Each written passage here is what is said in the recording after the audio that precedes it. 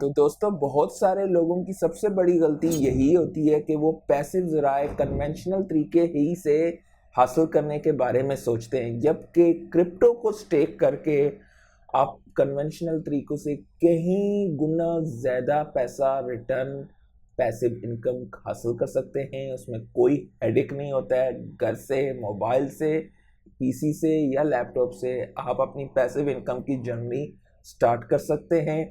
तो दिलों को थाम लें, सीट बेल्ट बांध लें, क्योंकि हम थ्रस्टर लगाने जा रहे हैं। तो स्क्रीन की तरफ चलें, बात करते हैं प्रूफ ऑफ स्टेक कॉन्सेप्ट के हवाले से।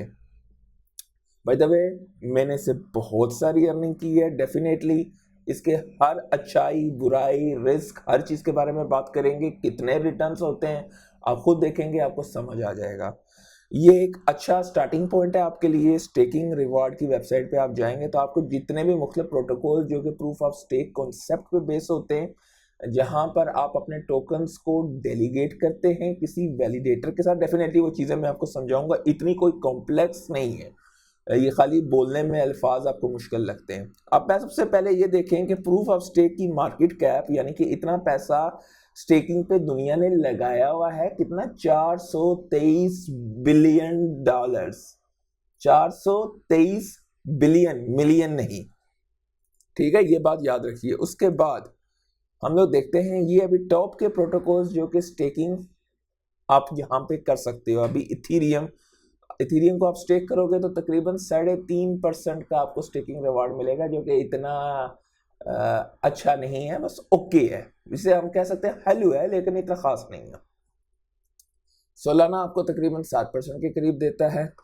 अभी बाय द वे स्टेकिंग ये बेसिक स्टेकिंग है जो कि हम वैलिडेटर को डेलीगेट करते हैं। इसके अलावा लिक्विड स्टेकिंग है, रीस्टेकिंग है। आप उसको कंपाउंड कैसे करते हो, एपीवाई के कॉन्सेप्ट्स हैं, एपीआर के कॉन्सेप्ट्स हैं, वो सारी चीज़ों की बात इस वीडियो में करेंगे। मैं कैसे स्टेक करता हूँ, कैसे आप अपने रिटर्न्स, पोटेंशियल रिटर्न्स को बढ़ा सकते हैं। आपके पास कॉइन्स पड़े हुए हैं और आप उनसे पैसिव इनकम नहीं कर रहे हैं तो बहुत बड़ी गलती है।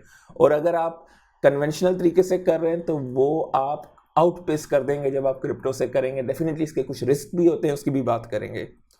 कार्डानो के आप देख सकते हो, इसकी स्टेकिंग मार्केट कैप तकरीबन $7 बिलियन की है और इसका तकरीबन 2.8% स्टेकिंग रिवार्ड। जिस तरह आप नीचे जाते जाएंगे आपको स्टेकिंग रिवार्ड कई कॉइन्स के, जितने रिस्की कॉइन होते हैं उनका स्टेकिंग रिवार्ड ज़्यादा होता है, तो उसमें उसकी प्राइस जो है फ्लक्चुएट ज़्यादा होती है। जितने अच्छे कॉइन होते हैं, मैच्योर कॉइन्स होते हैं, उनके स्टेकिंग रिवार्ड स्टेबल होते हैं और उनकी जो है आपको क्या बोलते हैं कि प्राइस में फ्लक्चुएशन ज़्यादा नहीं मिलती है।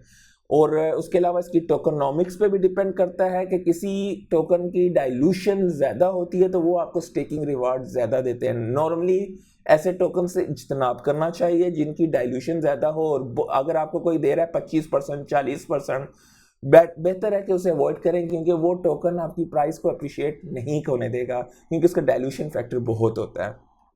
आप देख सकते हैं सेलेसिया तकरीबन 10% दे रहा है, नेयर आपको 9% दे रहा है, एप्टोस आपको 7% दे रहा है, तो सुई आपको 3% दे रहा है। डेफिनेटली कैसे करते हैं उसके बारे में भी हम बात करेंगे। पोलीगॉन आपको तकरीबन 6% दे रहा है, सागा तकरीबन 10% दे रहा है, हेडेरा आपको 0.2% दे रहा है, हेडेरा का काफ़ी कम हो गया अभी। कॉस्मोस जो है आपको 18% दे रहा है। तो ये सारी चीज़ें, डायमेंशन आपको 3% दे रहा है इस वक्त।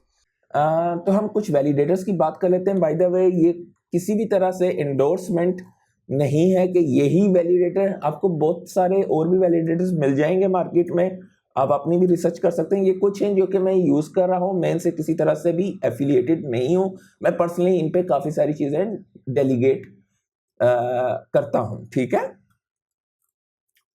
तो आप ये देख सकते हैं, ये भाई साहब P2P वैलिडेटर है, ये इथेरियम का 4.4% देता है, सोलाना का 7.5% देता है, कार्डानो, क्योंकि ये एक परसेंटेज लेते हैं डेलीगेट करने के लिए। होता क्या है कि आप एक कंप्यूटर प्रोग्राम के ज़रिए अपने टोकन्स लॉकअप करते हैं इनके साथ। डेफिनेटली इनके पास कीज़ नहीं होती इनको चेंज करने का, वो उसकी बेस पे जितनी भी ब्लॉकचेन पे ट्रांजैक्शंस हो रही हैं उन्हें वैलिडेट कर रहे होते हैं। तो उन्हें वैलिडेट करके जो उनको ट्रांजैक्शन रिवॉर्ड मिलता है उसका कुछ परसेंट वो खुद रखते हैं और बाकी आपको दे देते हैं, और ये सारा काम ऑटोमेटिकली हो रहा होता है, आपको सरदर्दी बिल्कुल नहीं होती। अगर आप इथेरियम का खुद करना चाहें तो आपके पास, या आप किसी के साथ वैलिडेट करना चाहें तो आपके पास 32 इथेरियम होने चाहिए। ये एक बड़ा मसला है क्योंकि इथेरियम की प्राइस तकरीबन 2500 के आसपास है, तो आप 32 इथेरियम हर बंदा अफोर्ड नहीं कर सकता। इसलिए मार्केट में मुख्तलिफ और किस्म के भी स्टेकिंग के तरीक़ेकार आए हुए हैं, जैसे कि लिक्विड स्टेकिंग हो गई, री स्टेकिंग भी अभी एक नया नैरेटिव आया हुआ है। डेफिनेटली वो सारी चीज़ें बात करेंगे। तो ये देख सकते हैं कि ये कितने परसेंटेज आपको ये दे रहे हैं। इसके अलावा एक और बेहतरीन है जिन्हें हम ऑल नोड्स के नाम से जानते हैं। ये भी काफ़ी सारे प्रोटोकॉल्स को सपोर्ट करते हैं, फैंटम को भी सपोर्ट करते हैं, काफ़ी हैं जहाँ पे आप स्टेकिंग कर सकते हैं। इसके अलावा एक और है स्टेक्सटीटो, ये बेबीलोन, जो कि जहाँ पे आप बिटकॉइन को स्टेक कर सकते हैं। ये अभी अभी हुआ है प्रोटोकॉल, अभी तक इसका टेस्ट नेट चल रहा है, ये अभी तक लाइव नहीं हुआ है। ये एक किस्म की इनोवेशन ही आप कह सकते हैं क्योंकि बिटकॉइन प्रूफ ऑफ वर्क पे बेस्ड है। तो ये प्रोटोकॉल आपके टोकन को लॉक करके उसकी स्टेकिंग के रिवॉर्ड्स आपको देता है। तो लेट्स सी कि ये कैसा परफॉर्म करेगा आने वाले दौर में। और आइगन लेयर रीस्टेकिंग, अब रीस्टेकिंग के हवाले से पहले मैं आपको समझाऊं कि लिक्विड स्टेकिंग क्या होता है। एक तो हो गया सीधा सीधा आपने अपने टोकन किसी वैलिडेटर के पास लॉकअप करवाए, तो मुख्तलिफ प्रोटोकॉल्स मुख्तलिफ दिनों के लिए लॉक करते हैं। लेट्स से कि इथेरियम हो सकता है वो हफ्ते के लिए, जब आप अनलॉक करना चाहें तो हफ्ता लगे, हो सकता है सोलाना है तो वो उसके कुछ ईपोक्स हों जो कि 3 दिन के ऊपर हों, कार्डानो है तो वो हो सकता है इंस्टेंटली हो सके, कुछ के 28 दिन तक लॉकअप पीरियड रहता है, यानी कि आप इंस्टेंटली अनलॉक नहीं कर सकते हैं अपने टोकन। तो वहां पे क्या होता है कि लिक्विडिटी आपकी बेसिकली लॉक हो जाती है। तो इसमें जितने भी लिक्विड टोकन प्लेटफॉर्म्स हैं वो क्या आपको करते हैं कि आप अपने टोकन उनको देते हैं, जब आप उन्हें अपने टोकन देंगे तो वो उसके बदले आपको डेरिवेटिव टोकन्स दे देंगे, उसके आसपास की कीमत होगी। तो डेरिवेटिव टोकन को आप जाके मार्केट में सेल कर सकते हैं, लेंडिंग बारोइंग कर सकते हैं। तो वो जो लिक्विडिटी है वो बेसिकली लॉक नहीं होती है, लेकिन उन प्रोटोकॉल्स के जितने ज्यादा उनकी प्रोग्रामिंग हुई हुई है उतने ज्यादा रिस्क फैक्टर भी बढ़ता है।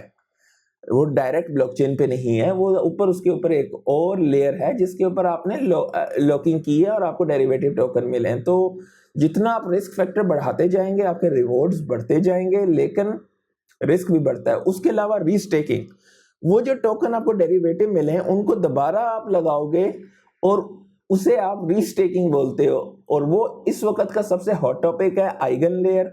अभी तक इसका टोकन एयर ड्रॉप हो चुका है लेकिन मार्केट में सेलिंग के लिए नहीं है। प्रोबेबिलिटी है सितंबर अक्टूबर यानी कि इस महीने या अगले महीने में मार्केट में टोकन आप उसके खरीद बेच सकेंगे, डिपेंडिंग के वो कब अनाउंस करते हैं। तो जितना जितना आप रिस्क लेते जाओगे उतना उतना आपका रिवॉर्ड बढ़ता जाएगा। तो इसलिए आपको हमेशा डिफाइंड रहना चाहिए कि आप कितना रिस्क ले रहे हो। और आपके साथ मैं बाकी चीजें भी शेयर करता हूं। तो लीडो एक लिक्विड स्टेकिंग प्लेटफॉर्म है, और उसके बाद जो इसके लिक्विड टोकन्स मिलते हैं आप उसको रीस्टेक भी कर सकते हो ST को मुख्तलिफ प्लेटफॉर्म्स पर। ईथरफाई पर अगर आप अपने टोकन्स को इथेरियम को बेसिकली स्टेकिंग पे लगाते हो तो आपको इथेरियम का APR तो मिल रहा है, आपको आइगन लेयर के लॉयल्टी पॉइंट्स भी मिल रहे हैं और ईथरफाई के भी आपको लॉयल्टी पॉइंट्स मिल रहे हैं, यानी कि इनका एयर ड्रॉप के जो है कॉइन्स आपको मिलेंगे। ऑलरेडी इन्होंने दिए भी हैं, आगे और भी। इसी तरह कैल्प डाओ भी है जहां पर अगर आप रीस्टेक का गेन पे जाएं तो ये जितने भी आप देख सकते हैं लीनिया, स्क्रोल, करक और EL पॉइंट्स, इंफ्रा पार्टनर, ये सारे 6 एयर ड्रॉप्स के लिए भी आप एलिजिबल होंगे अगर आप रीस्टेक के बाद जो टोकन मिलते हैं आपको उनको भी लगाएं। तो इस तरह आप देख सकते हैं कि सागा का मैंने कुछ स्टेकिंग की हुई है, तो ये मैंने लिक्विड स्टेकिंग नहीं की हुई है, ये मैंने डायरेक्ट वैलिडेटर के साथ, this is the safest form. तो सागा का आप स्टेकिंग करते हो तो इनका APY तकरीबन 10% के करीब है, प्लस ये भी एयर ड्रॉप देते हैं। उसके अलावा ये एक और लिक्विड स्टेकिंग का प्लेटफॉर्म है मिल्की वे, तो इस पे मैं अगर कनेक्ट करूं तो आप ये देख सकते हो कि मैंने अपने सेलेसिया यहाँ पे लगाए हुए हैं। तो ये इसकी लिक्विड स्टेकिंग की जो APR है 9.5% है मुझे तकरीबन। उसके अलावा एयर ड्रॉप भी इसका होगा जब, तो वो फ्री के कॉइन मिलेंगे, उनकी मालियत कितनी होगी nobody knows, but it's a good thing कि एक्स्ट्रा पैसा आपको मिल जाता है। उसके अलावा आप पोकाडॉट को भी मैंने स्टेकिंग पे लगाया हुआ है, तो आप देख सकते हैं कि पोकाडॉट मैंने आज तक इतने हासिल किए हैं। तो ये भी एक बेहतरीन किस्म का पैसिव इनकम की जर्नी है। कुछ भी नहीं, एक दफ़ा लगाया, छोड़ दिया, पूल में लगाया और उसके बाद हेडेक नहीं है। बेयर मार्केट में खरीदा था, दैट्स इट। नुसाना का आप देख सकते हैं कि नुसाना मैंने लगाया है, मुझे दिन का तकरीबन इतना नुसाना मिल जाता है जिसकी मालियत $1.25 के आसपास है। जब मार्केट चढ़ेगी तो ज़्यादा हो जाएगी। तो बहुत सारे तरीके हैं क्रिप्टो को आप पैसिव इनकम की जर्नी स्टार्ट करने के लिए, लेकिन इसका ये मतलब हरगिज़ नहीं है कि सिर्फ क्रिप्टो पे ही आपकी पैसिव इनकम हो या सिर्फ कन्वेंशनल तरीके से हो। हर एक में अपने थोड़ी डाइवर्सिफिकेशन कीजिए पोर्टफोलियो को, अपनी एज, अपने एरिया, रिस्क फैक्टर के मुताबिक कीजिए। अच्छा, स्टेकिंग कैसे करते हैं ये सारे टोकन, उसका आपको वीडियो यहाँ पे मिल जाएगा। तो आज के लिए इतना ही। अल्लाह हाफिज़।